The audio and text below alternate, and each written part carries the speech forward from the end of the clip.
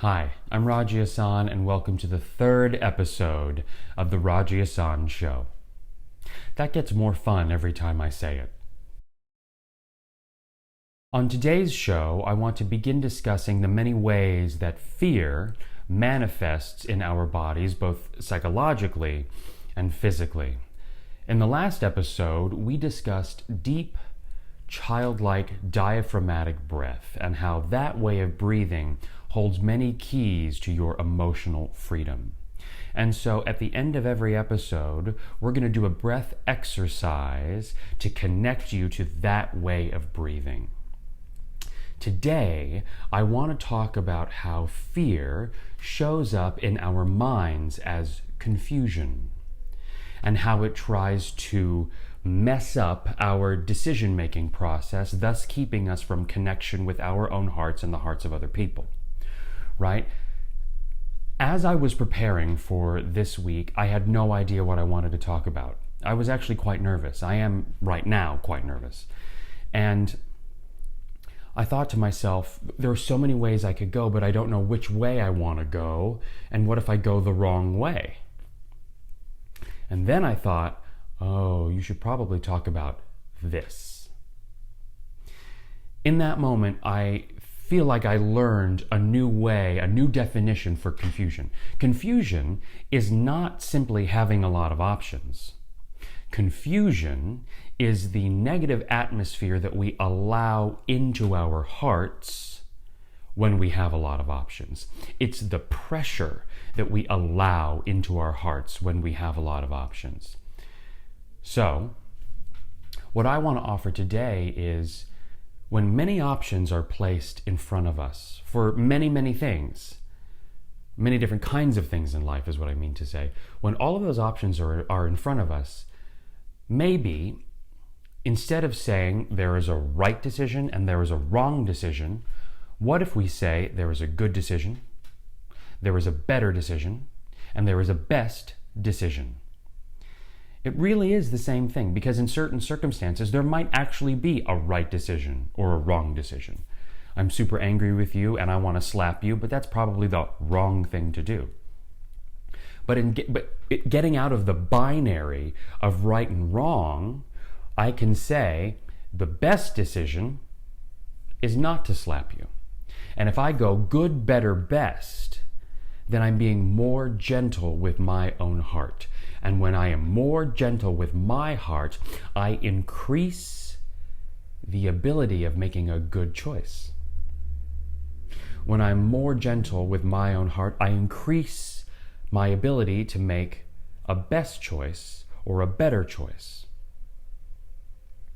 Confusion tries to tell us that if we make a bad choice, we are a bad person. How often have you felt that? I feel that all the time. It's not directly communicated to me anymore by anybody in my life, but it is an unconscious belief and feeling that I can carry with me. If I make a bad choice right now, then I'm a bad person. Now, that's just simply not true. That's not true, and I want to disprove that right now. Saying that you are a bad person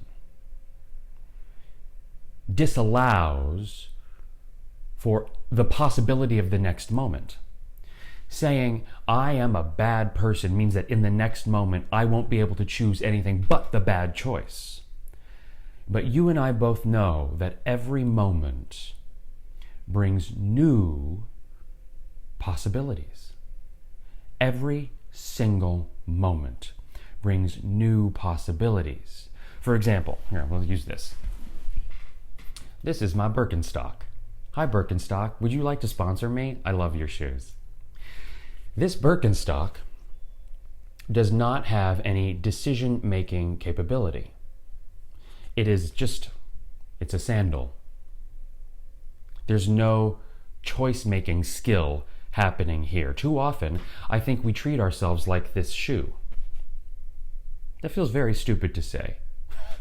But I think it's true. We treat ourselves like I can't help but in the next moment, I can't make a good choice. I can't make a good choice because the past is just full of bad choices, and therefore, in the future, what makes me think that I'm going to choose anything good? Well, I'll tell you what gives you the opportunity to choose something good is the belief that the next moment brings new mercy. The next moment brings new mercy. You are not beholden to your unfavorable, less than perfect, bad choices of the past. You are not beholden to those. And fear wants to confuse you into believing that you are. But I'm here to tell you that you are not, and I am not. I'll use an example in my own life. Often, I feel the impulse to binge eat. Very often, when I feel afraid, I just want to shove food in my body. Because it's numbing. It takes me out of the fear of the moment. And it's very easy for me when I see a plate of food to go, in the past you've made a lot of really bad choices, and so what makes you think you're going to make a good choice now? And then the overcompensation is, well, I won't eat at all, or I'll eat significantly less, which is actually not gentle with my own heart. That's not gentle, because the physical example of that is if, like, my head is here and I'm telling myself to all of a sudden go like this, go like that. That's actually too much in that moment. That really is too much in that moment. And so if my head is here, I invite myself to go there. It's just that simple shift. It's here to here, not here to here. The voice of fear says, you must go like this, when we don't have the energy to do it, we don't have the capability to do it, but we can go like that. It's one simple, small shift at a time. And when confusion says, when it does this thing to us, if we can ground the breath and say, I'm not going to make a dramatic choice today. Confusion tells me that if I don't make a dramatic choice today, then I'm not successful, I'm not a good person. That's a lie. That's a lie. I'm going to make a simple choice today. I'm going to make one simple choice in a good direction. Maybe not the right direction, in a good direction. Okay? So for me, instead of saying to myself, I'm not eating anything bad at all. I'm not eating anything that has a carb or sugar or bread or whatever. Instead of saying that disgusting overcompensation thing, I'll say, maybe today I will eat what I want to, but maybe I'll have one less bite. Maybe I'll have half less of a bite, a quarter less of a bite. And then, that is a gentle way of moving in the right direction. Whoops, I said it. Excuse me. That is a gentle... You see, it's ingrained.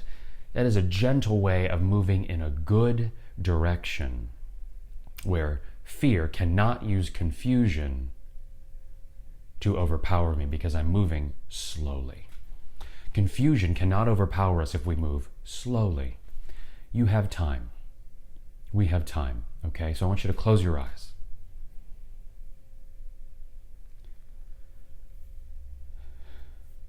And I want you to picture an authority figure in your life that you trust. I'm picturing my loving Creator. And if you don't believe in the loving Creator, that's okay. That's okay. Picture a human that you trust, saying, you're not bad. You are not the bad choices of the past. You have new mercy in this moment, okay? So we're going to take that phrase, you have new mercy in this moment, and we're going to breathe with it. So if you need to breathe out now. Take your dominant hand, place it on your low breath center. I want you to go in for 5, out for 5. And in, 2, 3, 4, 5. Out, 2, 3, 4, 5. And in, 2, 3, 4, 5. Out, 2, 3, 4, 5. And in, 2, 3, last time.